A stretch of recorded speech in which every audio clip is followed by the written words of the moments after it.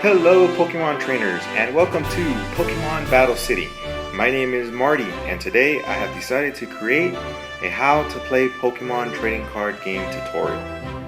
The Pokemon TCG is tons of fun, it is competitive, and helps create new friends and friendships.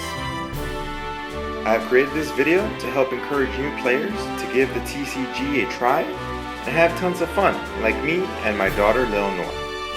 As a parent, I enjoy knowing that each time my daughter plays, she's practicing her critical thinking skills, math, reading, while making friends and having tons of fun. Definitely a win-win in my eyes. I will be keeping these videos short and will try to cover as much information as possible. But guys, if I do get something wrong, please do leave a like and make sure you comment what I missed so that I can address it in my next video. So guys, let's get started. Now the concept of the Pokemon trading card game, guys, is for you to collect cards, come up with a strategy, create your deck, and compete against other players with their strategies and decks. Now there are Pokemon leagues in the local area that you can attend. Here you'll be able to trade with other players, play for fun, and also sign up for tournaments so you can win prizes and trophies. Now there's a few ways to win. The first way to win is the traditional way.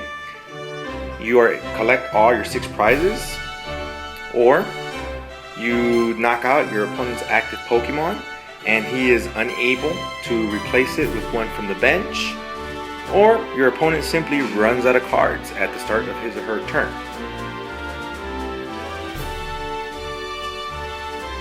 Now go ahead and take a look at my Mewtwo versus Mew map.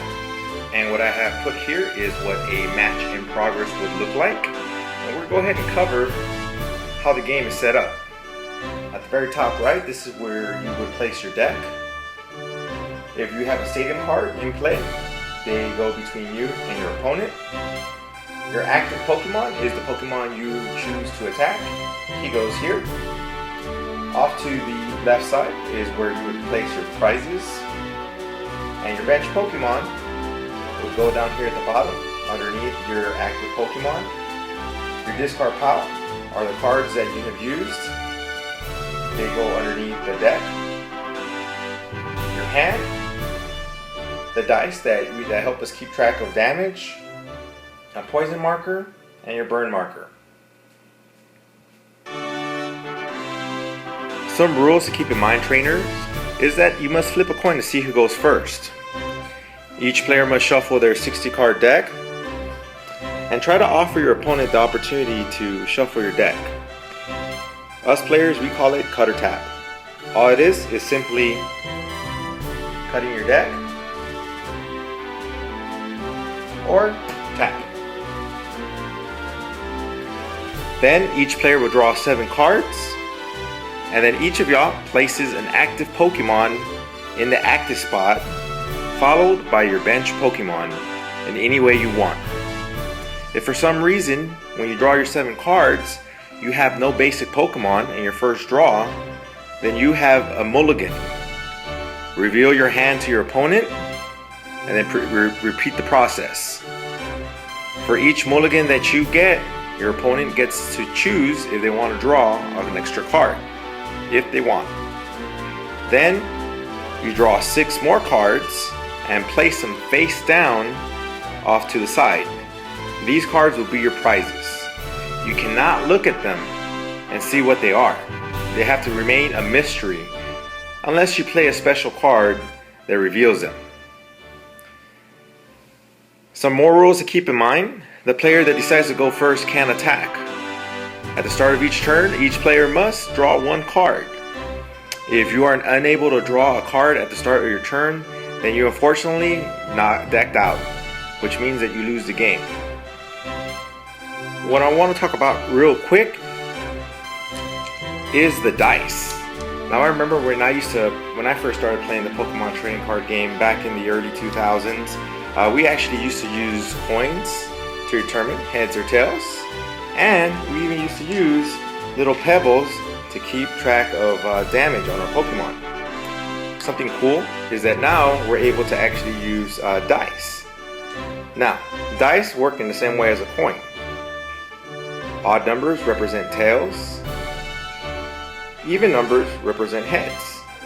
Now, one of the rules with these dice is that they must be translucent, which pretty much means you can see through them. This is to avoid players from cheating using those even number only dice. And as you can see here, this is an official Pokemon dice, so you can't go wrong when you buy official Pokemon trading card game accessories. And these smaller dice here, as you can see, this is a Pokemon X and Y dice.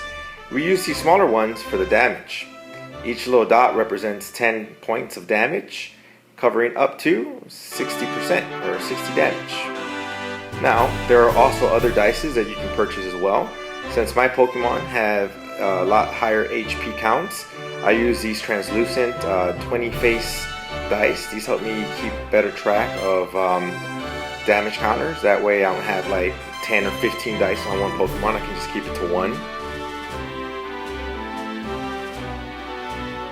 Now let's go ahead and talk about the deck. Now, like I mentioned earlier before, guys, think of a good strategy out there. If you go on YouTube, you'll be able to see a lot of different deck profiles and deck ideas and strategies. Go ahead and find one that you like, add a little personal touch to it if you wish, and make sure that you follow these rules. First of all, you must have exactly 60 cards, no more and no less. Inside your deck, you have to have at least one basic Pokemon. Now real quick, let's show you what a basic Pokemon looks like, and we'll go more into detail later on in the video. Here we got Squirtle. As you can see at the very top left, you have basic. That's how you know if your Pokemon's basic or not. So you gotta have at least one of these guys in your deck. Then, you can have as many supporting cards as you wish to help your strategy. Now, these supporting cards are in the form of what are known as trainer cards, supporters, energies, tools, stadium, and ace spec cards. And we'll go more into detail later on in the video. Something to keep in mind, that you can only have 4 of each thing. So for example, Squirtle, a basic Pokemon, you can only have up to 4 of the same Pokemon. You can only have 4 of the same stadium card, 4 of the same item cards, and 4 of the same supporter cards. You can have as many different items as you want, but they have to be they're limited to 4 of a kind. Basic energies. This is what a basic energy looks like. It is pretty much a symbol of the energy, and on the very top left it has the word energy. This is considered a basic energy. These energies are super important. They pay for your Pokemon's attack ability and retreat costs. Since these cards are so crucial, you are allowed to have as many energy cards as you want in the deck. But something to keep in mind, trainers, is that you have to come up with a good ratio and proportion. You don't want to have too many Pokemon or too many energies. So you got to find the right combination of cards to get your strategy working. Something else, trainers, that I would like for y'all to keep in mind is that every once in a while, the Pokemon trading card game does rotate, introducing new cards and rotating out older cards, which means that some of the cards that you might have in your collection may not be legal anymore. Now, what I mean by legal is that if you were to attend a tournament, those cards would not be valid. Pretty much they're collectors now. So in order to ensure that you have the right cards, the current set released is Pokemon X and Y. So when you go and start buying your collection, just keep in mind that the current set will have X and Y. So if you buy anything that says X and Y, these cards are newer and should stay in rotation for at least the foreseen future. So search for X and Y and can't be wrong with that. So I hope you guys enjoy this first video. On the next video, I will be covering more of the Pokemon trading card game. We'll cover the discard pile, the hand, the active spot, the bench stadium cards, prizes, more detail into energies, Pokemon themselves, and the trainer cards. So please leave us a like and don't forget to subscribe.